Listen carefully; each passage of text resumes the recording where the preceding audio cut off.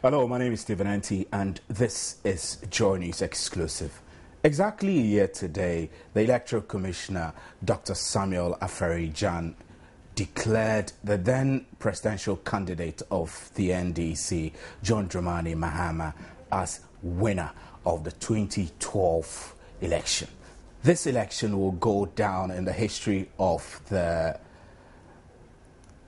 Fourth Republic as the one which spanned 2 days. On Joynews Exclusive today, we will take you down memory lane. We'll be looking at the heat, the hate, the hurt, the confusion, and the sacrifices, and eventually the victory. This is exactly what happened in Ghana on December 9th, 2012. The results of the 2012 presidential election as follows. John Dramani Mahama, NDC, 5,574,761 votes, representing 50.70% of the total valid vote cast. Nana Adodankwa Akufo-Addo, NPP,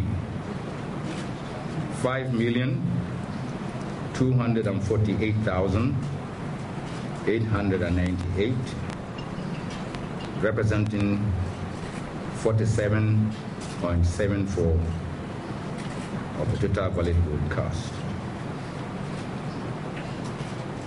Papa Pesindum, PPP, 64,362, representing 0.59% of the valid vote cast. Dr. Henry Herbert Lartey, GCPP, 38,223, representing 0.35% of the total valid vote cast. Ayariga Hassan, PNC, 24,617, representing 0.22% of the total valid vote cast. Michael Abu Sakara Foster, CPP, 20,323, representing 0.18%. Jacob Osei Yeboah, 15,201, representing 0.14%. And Kwesi Adai Odike, UFP, 8,877 votes, representing 0.08%. The total valid votes cast, 10,995,262. Total rejected votes, 251,720. Therefore, total vote cast, 11,246,982.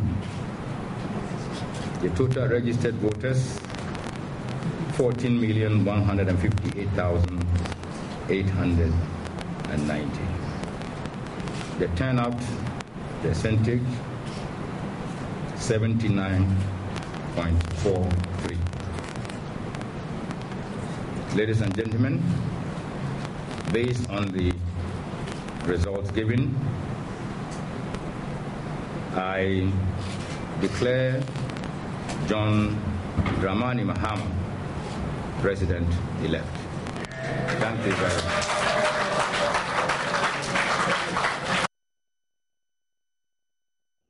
Well, that announcement was not without controversy. The MPP has credible evidence which undermines the integrity of the electoral process and the results officially released to date in respect of the 2012 presidential and parliamentary elections. It is obvious from the preponderance of evidence available to us that at all material times the ruling National Democratic Congress, led by President John Mahama, has been conspiring with certain EC staff in constituencies across the country to falsify election results and thereby abuse the mandate of the people of Ghana. The situation, if allowed to go unchallenged, would seriously damage the essence of the electoral process and largely undermine our democracy. Substantial discrepancies have been discovered from results from collation centers when compared with the official tally figures from the EC. Considering the closeness of the polls, this error is actually very significant and goes to the heart of the credibility of the results being declared. Indeed, we have enough concrete evidence to show that the 2012 presidential election has been won by our candidate Nana Akufo-Addo. It was this planned systematic stealing of votes at the collation level that was thankfully discovered in time at the Domi Kwabenya constituency, where a substantial amount of some 15,000 votes was being illegally added to the total votes cast in favor of John Dramani Mahama, the candidate of the NDC. Also in Savelugu constituency, John Mahama of the NDC received 21,165 votes, according to the EC of the Collation Center. However, in fact, there was a falsification to give him 31,165 and have that declared for him. You will also notice in the Osu-Klote-Korle constituency that there was a disparity between the presidential and the parliamentary votes of some an additional 10,000 votes being cast in the presidential election, 10,000 more votes than were cast in the parliamentary election. Even with skirt and blouse, this is a ridiculous figure. Like in all the other instances revealing this pattern of fraud, we have the blue sheets to support these blatant acts of rape of the democratic mandate of the people of Ghana. The stealing of votes cast in favor of Nana Akufo-Addo is rife with fraudulent irregularities, as reflected in results from the Yendi constituency, where again more than 10,000 votes for him have been erased. Unfortunately, the discovery of some of these criminal acts is done only after the collated results are declared at the constituency. We have noticed a pattern of fraud where substantial numbers of votes are either added to the NDC candidate or subtracted from the NPP candidate. What is especially troubling is that the media have been announcing figures from the constituency collation centers that have obviously been tampered with when compared with figures from the tallying sheets, the blue sheets, and this is giving a highly misleading picture to the people of Ghana. For example, Peace FM and Joy FM have both announced 10,000 more votes for John Mahama, the NDC presidential candidate, than what was actually declared for him at the Lejokuku Collation Center, thus attempting to give him 63,210 votes instead of the 53,210 that he got. Again, 10,000 extra votes. This systematic manipulation of the figures across the country casts serious doubt on the credibility of the results. The manipulation has taken place mainly on the collation seats. We see the tally figures on the blue sheets in many constituencies do not match the figures on the collation seat. We demand that the EC conducts an audit of the collated figures as well as accounts from the biometric verification machines before the electoral results are finally released. The biometric machines that were reported to be faulty on the first day in the north miraculously worked perfectly well the next day without them being replaced or repaired. The no verification, no vote rule was also blatantly defied in several places, especially in the Upper West, Upper East, and the Volta regions. In Boku Central, Nadoli, and Salaga South, for example, high voter turnouts were registered in areas where voting occurred without the use of the verification machine. This happened with the direct collusion of polling station officers and upwards, after, unfortunately, the president himself had personally called for a violation of the laws of our country. The size of this manipulation has influenced the final outcome. Also consistent with the systematic manipulation is the fact that the total votes cast at the presidential level are far higher than the votes cast for parliamentary candidates.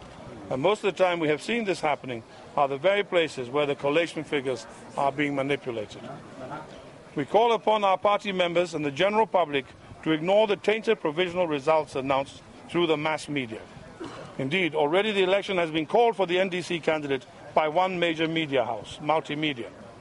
But there again, discrepancies have been detected. For example, for Berekum West, Joy FM gave the NDC presidential candidate 7,750 and the NPP presidential candidate 10,189.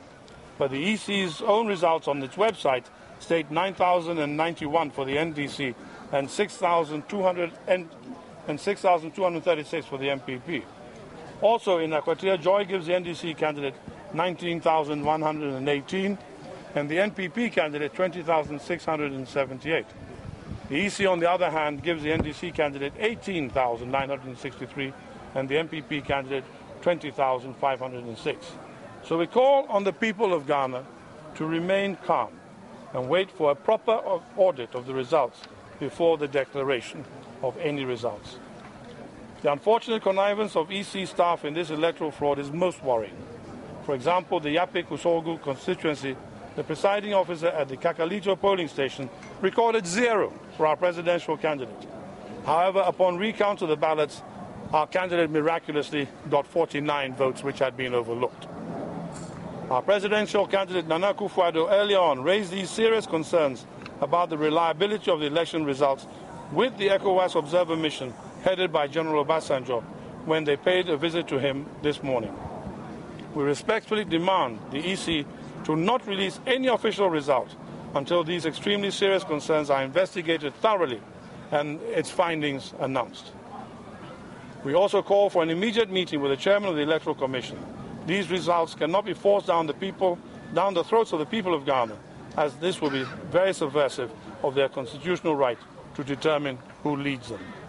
We have sent a letter to the chairman of the Electoral Commission and members of the Commission, as well as copies of the statement that I have just made, asking for that meeting. The evidence that we have is extensive, and it's all based upon the blue sheets and also other documents that have to do with the electoral process. Thank you. Do you have any questions?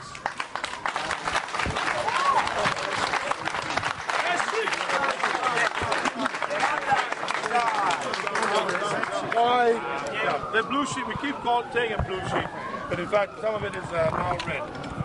For instance, or pink, whatever. You see from this one, if you wish to look at it, that the number of ballots issued at this polling station were 519. And yet, when you go through it, you will see that 521 ballots were actually cast and 277 ballot papers were remaining at the end of polling. So for 277 plus 521 somehow miraculously equaled 519. Is the detail of it? Sorry?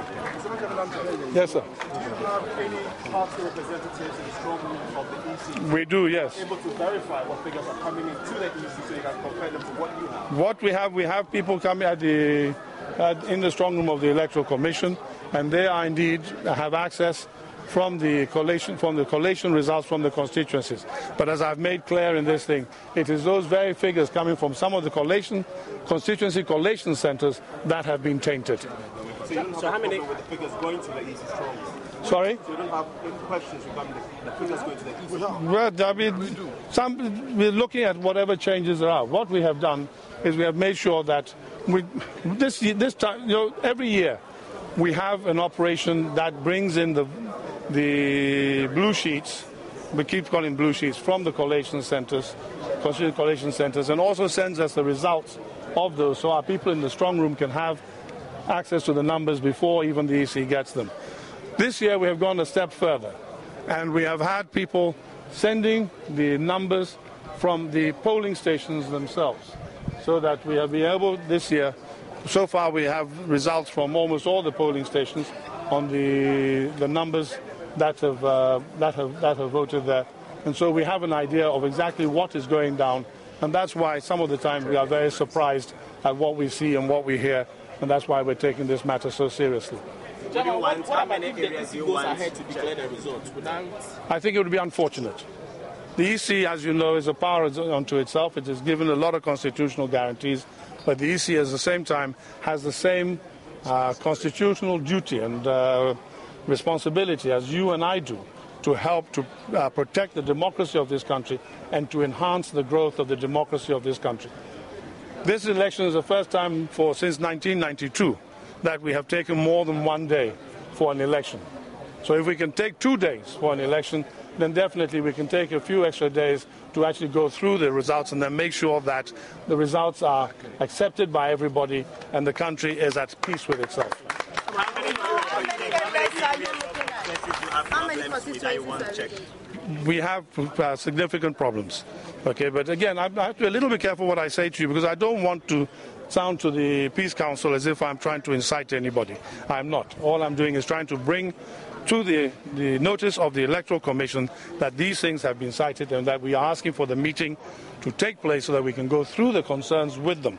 And other parties as well. We're not saying that we want to meet and then just sit behind in a secret conclave. These are things that we can air openly. Is the court an option if your concerns are taken? The court, unfortunately, means that you've then gone forward to declare the results. And then you say, then go to court. And that, again, is not a necessary thing to do. Okay, for the Electoral Commission to sit down with us for a day or so and then reconcile all these matters and then maybe take an extra 2 days to do a collation, okay, would save going to court and wasting a lot of time and casting significant doubt upon the democratic credentials of our country. I think an extra day or 2 days, I mean, it may well be perhaps that we'd even go into a second round. Okay, and if that were to happen, then we would have a whole process that would be going on until, December 27th. So an extra 2 should not be a significant problem. What are you telling your supporters as you wait? Sorry? What are you telling your supporters as you wait? We're asking, as we said, we just said that people should be calm. People should be calm. I mean, the whole thing is people only get violent when they feel that they are going to be cheated of their rights, when they feel that whatever they've done is going to be somehow stolen from them. If the Electoral Commission helps us to send a strong message to the people of Ghana, to the voters of Ghana, that their vote is taken very seriously by the Electoral Commission and by everybody, then there's no need for anybody to go and break their head or break anybody else's head or cause any violence or cause any damage to any property. Chairman, you mentioned your candidate is leading. At what percentage? I'm not going into that because that will bring me possibly into the condemnation by Bishop Asante. You wouldn't want that to happen, would you? And Chairman, your people seem to be losing confidence in you. And from the party headquarters, what they are saying is that you're not doing enough, you, the leaders, are not doing enough to help. And therefore, they are going to help go well. That's what they are saying. I'm just from the party headquarters. They say that the leaders are not doing enough. They think that you should have, at this time, taken some action, and you haven't done that. Well, I think what you'll find is that what we're saying is that Georgia is better than war. I have no wish on earth. Not a single wish. And Nana Akufo-Addo does not have any wish to lead anybody into any actions that will result in anybody being injured or any property being destroyed. To avoid that, you go into Georgia, you discuss, you negotiate, you talk about it, you bring out your evidence, and then you come to a thing. Okay, and this is what we are trying to do. We're trying to diffuse what could be a potentially damaging situation by putting in reason instead of action.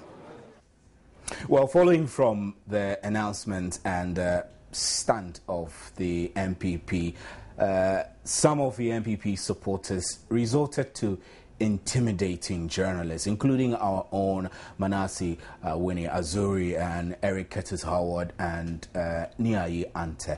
Take a look at this.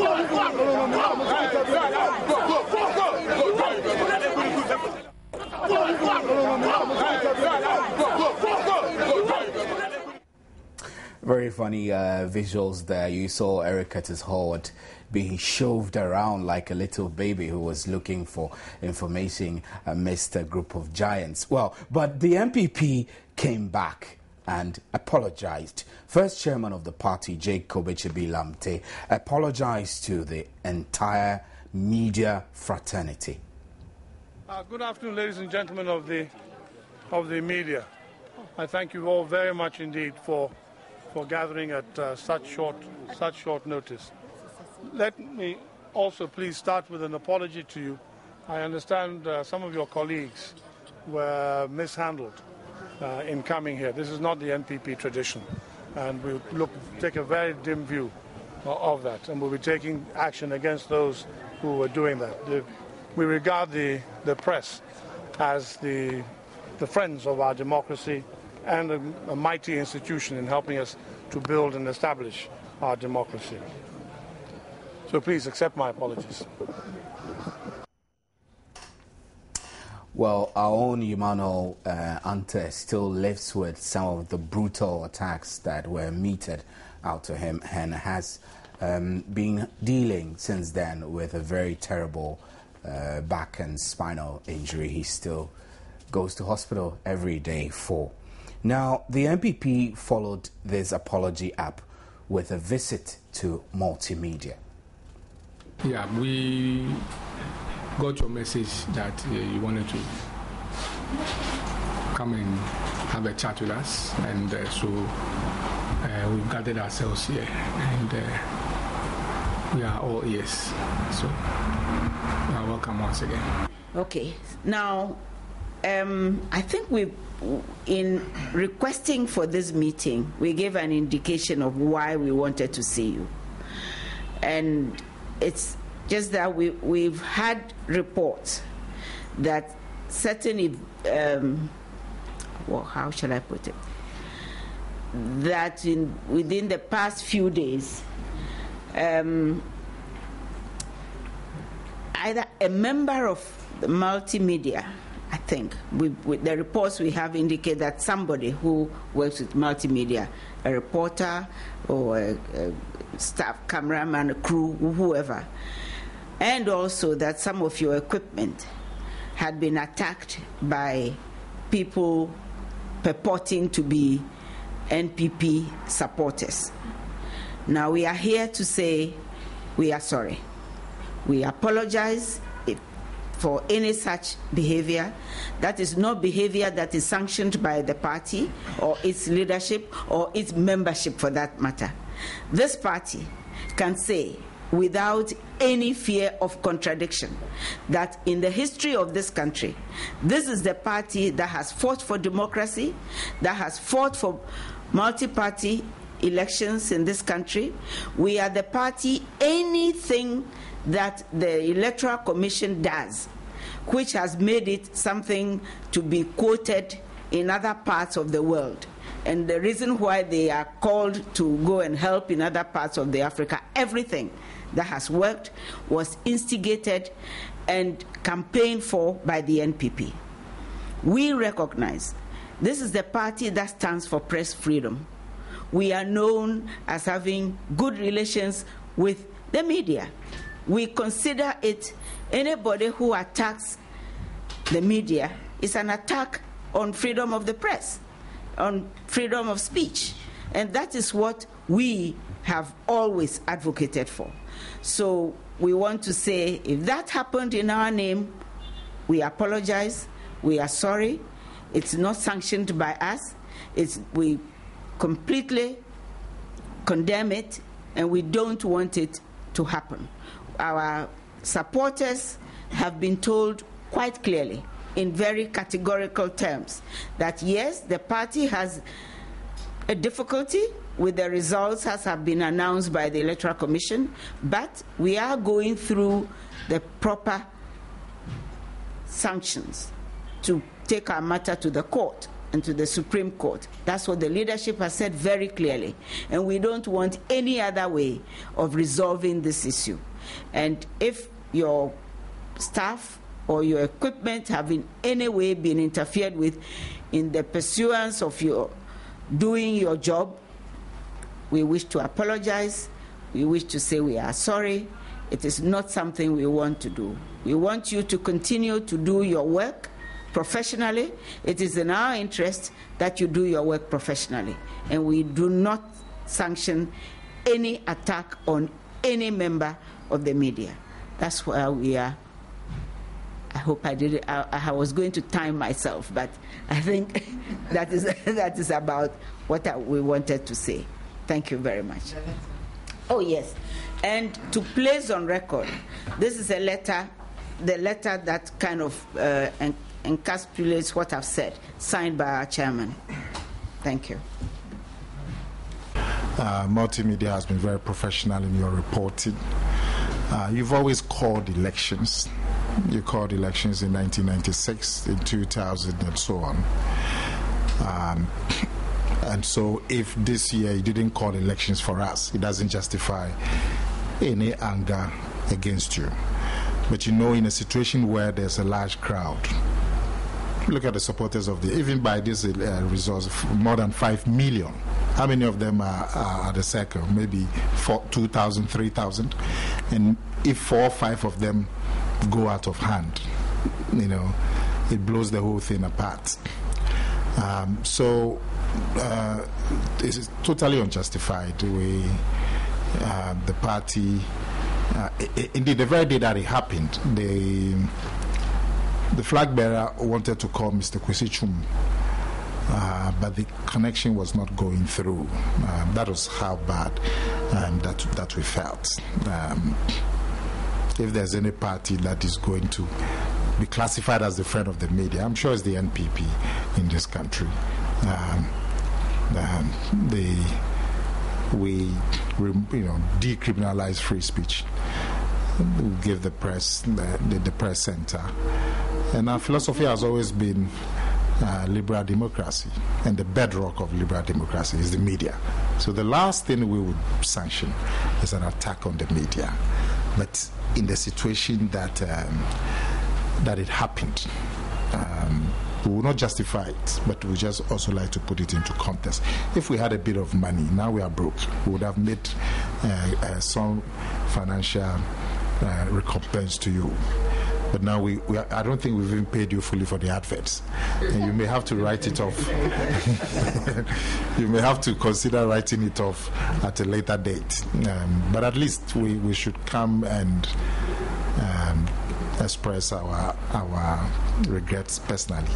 We don't know if the crew that got attacked is here, but if they are not, we are sure that you would stand for them. And to assure you that it's something that should not mar the relationship between us and your good selves.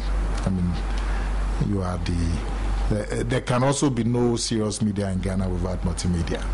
I mean, I'm not saying it because you are here, but that is the reality. Sometimes these things happen. If it was some other political party, it would have been worse than this.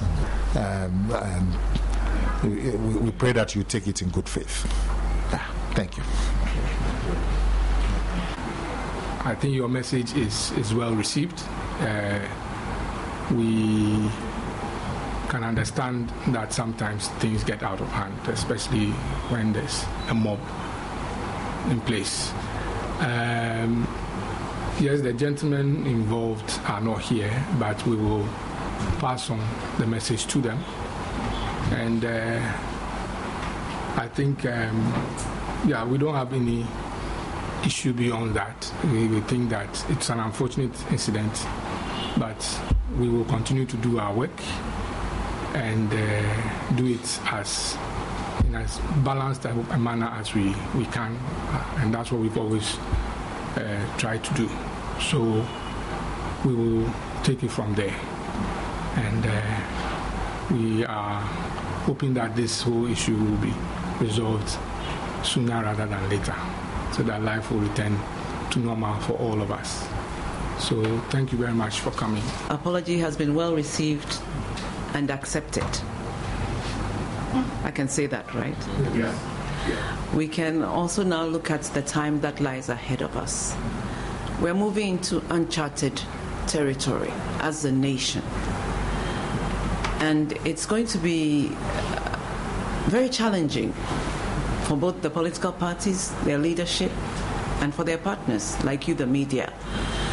I think I'd like to appeal at this time that as we move on, we take into account the rules of fair play, and let's make sure that we have a government in waiting, but we still have a political discussion that we're having about the results of this election. We are calling upon you to make sure that you fully interrogate every incident that happens, that you ask the right questions, and that you give us equal time whenever possible to state our side of the story and to make our case through you to the Ghanaian people. I think that's going to become more and more important in the days ahead as this collation gets completed and as we head for the court. We would like to carry the people of Ghana with us in the clear understanding that we are fighting for democracy and for the strengthening of our institutions, rather than fighting for the position of one person. Once you decide to go to court, the processes are not overnight. There is no way that it's going to be done in a week or 2 weeks. It's a long struggle, and we need all the support we can get to make sure that people understand that what we are doing is something that needs to be done for this country and for our children and generations unborn. Thank you. Well, welcome back to the studio. Let's now show you how we reported the attacks on our journalists.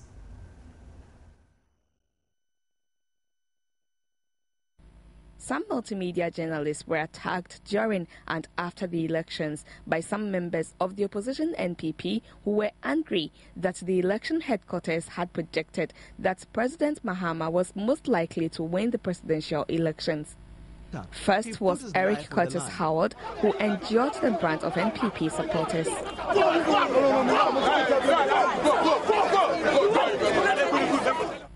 Supporters alleged the ruling NDC had planned to transmit biometric data and rig the election. A day after the EC declaration of the results, which confirmed election headquarters' projection, another reporter, Manasseh Awuni Azure, and his crew were also attacked when they joined the convoy of the President of Benin to the residence of the NPP flag bearer, Nana Addo Dankwa Akufo-Addo. On Tuesday, another reporter, Emmanuel Ante, was physically assaulted and he fled for his life. He had visited the Obra spot to cover NPP supporters demonstrate against the election results. After several calls by various organizations to the NPP to stop these attacks, some leading members of the party, led by Elizabeth Ohene, paid a courtesy call on management of Multimedia Company Limited to apologize for the attacks. We've had reports that within the past few days, either a member of the multimedia, a reporter or a staff, cameraman, a crew, whoever, and also that some of your equipment had been attacked by people purporting to be NPP supporters. Now we are here to say we are sorry.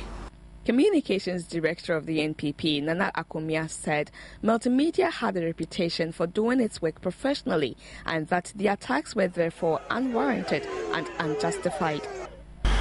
You've always called elections. You called elections in 1996, in 2000, and so on. And so if this year you didn't call elections for us, it doesn't justify any anger against you. But sometimes these things happen. If it was some other political party, it would have been worse than this. We pray that you take it in good faith. The management of Multimedia were appreciative of the step taken by the party to make things right. I think your message is well received. We can understand that sometimes things get out of hand, especially when there's a mob in place. Yes, the gentlemen involved are not here, but we will pass on the message to them. It's an unfortunate incident, but we will continue to do our work and do it in as balanced a manner as we can, and that's what we've always tried to do. Well, welcome back. This is Joynews Exclusive, and my name is Stephen Enti. We'll go on to Facebook to read some of your comments that you have been posting in. Esiedu Anani Samuel, you say 1 year of Sir John's overvoting. I wonder what you mean by that. And Gala Ganji says, Hassan Ayariga was cheated. I remember waiting while watching my multi-TV patiently. And Aivo Daniel says it was free and fair. And Admiral Seth Ajite says Ghana a year ago was put in the hands of incompetent men of governance. Save our land. I'm afraid that you'd have to wait till another election to do that. Kofi Swaberi says I was so boozed when I heard JDM had won. A friend in the MPP announced to me. And in Tiamwa, Kwame Emmanuel, you say that you are from Dahun in Mampong, Ashanti. It was a big blow to the MPP, but what is important now is good governance. I pray the Lord's blessings for the leaders of the nation. Amen. And Felix Faraday says that a year ago when people had to sleep overnight in an attempt to cast their vote, we never knew this NDC government was going to stop the teacher trading allowance. Bonzina Yelazo Nelson says, happy 1 year to JM MPP. Please wait for 2080. That is very sarcastic. And Emmanuel Debot J. Boating says, Ghanaian electorate must well be educated. Choosing a leader is not based on beauty, handsomeness, how tall or short a candidate may be. We should choose competence and vision for our nation over beauty and human stature. We are now all victims of economic hardship and lack of vision in governance. Where are we heading towards as a nation? No aim, no policy, no vision, no future. Oh, poor Ghana. That's your view, Emmanuel. And Azuri Prince Pambila says, we thank our Almighty God for this 1 year. Ghanaians should rather thank God, praising Him. This is from Zabilla in the Upper East region, Boku West, precisely. Kwame Dalali says, based on the results I have here, I therefore declare John Dramani Mahama as the president-elect. Abdul Mumin says, boys are bread, girls susu kasa, God help Ghana and the Black Stars. Kobe Skido, you say, God help Ghana. Nana Abuedu says, I was disappointed by the people of Ghana rejecting the good policies of the MPP. All the same is their choice of retaining the NDC. God bless Ghana. Mankwa David says, I was waiting patiently to hear the final results from Dr. Ferijan. I was also praying for peace. God bless Ghana. Kulo Isa Ibn Ali says, you're from Wa West. You say, what happened to the lies that Jake reported to Ghanaians? The liars MPP should come back and tell Ghanaians that they have won. Shameful MPP. And Joe Awate Game says, wait for 2080. Boga Ali Hashmin says, my most memorable moment is when the Electoral Commission boss declared the results. That's where we pause for your Facebook comments. We'll take a short break and we'll be right back. Stay with us.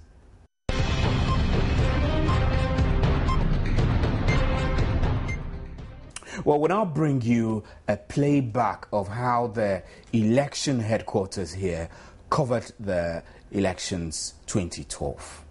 The story is titled The Soul is Willing but the Body is Weak, Part 2. This is the election headquarters, and journalists here were aggressively and passionately reporting on Ghana's election. We brought you news about people queuing and anxiously waiting to vote. Very good.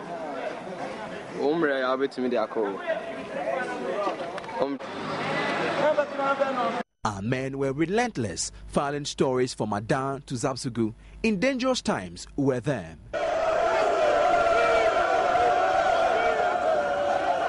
We were heckled a few times, but we never gave up, but told you all you needed to know right here. And as the numbers trickled in, we 75, 76, 77. We collated the results and served you the figures first and later projected. We will not blow our own trumpet. Multimedia has been very professional in your reporting. You are there can also be no serious media in Ghana without multimedia. I mean, I'm not saying it because you are here, but we are not superhuman. We have our own weaknesses. Just as we reported on polling agents and electoral officers sleeping, we are kind to show you how our souls were willing but our bodies were weak. News editor Emily Nyakon in La La La Land. Yours truly, Marian Ture, had a moment. This is your best news director.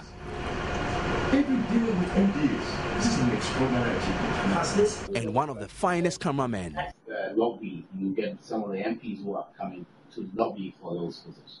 Are there anything which comes to your mind? No, this current parliament. This showed one thing, that we are also human. But as we slept, we still got our figures right.